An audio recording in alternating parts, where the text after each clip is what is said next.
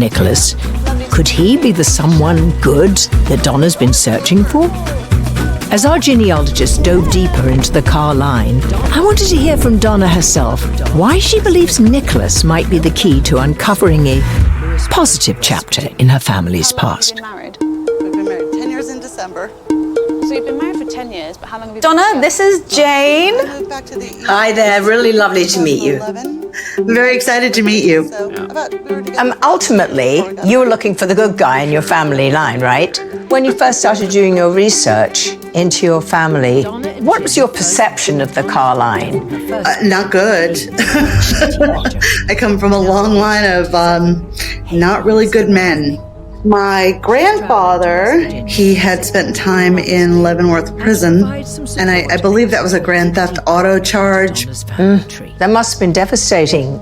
Did you ever get really, really depressed and just go, how come, why me, how did this happen? looked like, the average kid. That's been on and off my entire life. I mean, even after my father went to prison, my mother would take me and my brother to see him in jail. However, in my teens, I had cut off communication with him, but my brother had not. And he sent him apparently a picture of me. And then for several years after that, I received very sexually explicit letters from my father from prison.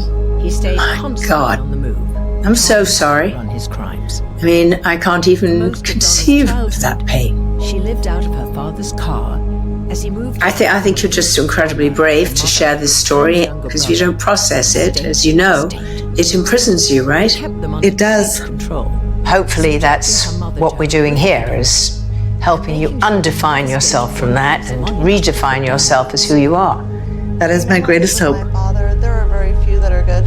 Can you share with us a little bit about this Nicholas Carr? What do you know about him? So Nicholas, I haven't found a whole lot about him. I do know that he came over from Ireland, I believe most likely in the early 1860s. Of a rape.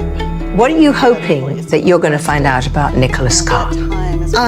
In looking for Nicholas, I was always hoping to find a family man. Just somebody who had a job that he loved and was part of a community. And it details quite a lot of what he did. When he had one of his victims, he said he told her he had to stop and find a payphone to call me for my birthday. Wow. And I remember that phone call. I've always felt horrible for what he did. It bothered me for a very long time. When this came out, I was no more than 13 years old, and it had already been all over the national news. It's heartbreaking to hear. It really is. And the fact that from 12 years old, you had to become an adult. Yes. I mean, every decade of your life is different growth-wise, and he has affected every decade of my life. Are you worried, scared about sharing your story? No, so for years I was afraid of sharing my story, and that was because my father was still alive in prison. He's dead now. When did he pass? 2006. You were 46 years old when he passed away, so you were living with that for 34 years. Well, we lived with it all of our lives. Yeah. One of the reasons that this became such a family secret was because whenever I would entrust somebody with the information, immediately I no longer mattered. And it was about what he had done. And so I stopped talking about it. What was your motivation to look at your family history? I just think that to know that not everybody in that line of family was bad, that at some point in time there was somebody that I could have looked up to.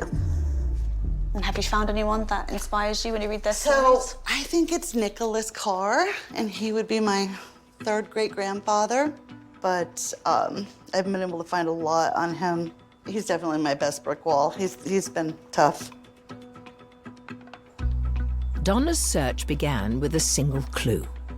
On her great-great-grandfather, Robert Carr Sr.'s death certificate, one name stood out: Nicholas Carr, listed as his father.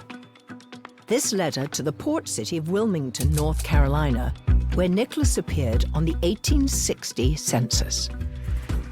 Despite her efforts, the trail went cold, with few leads to follow.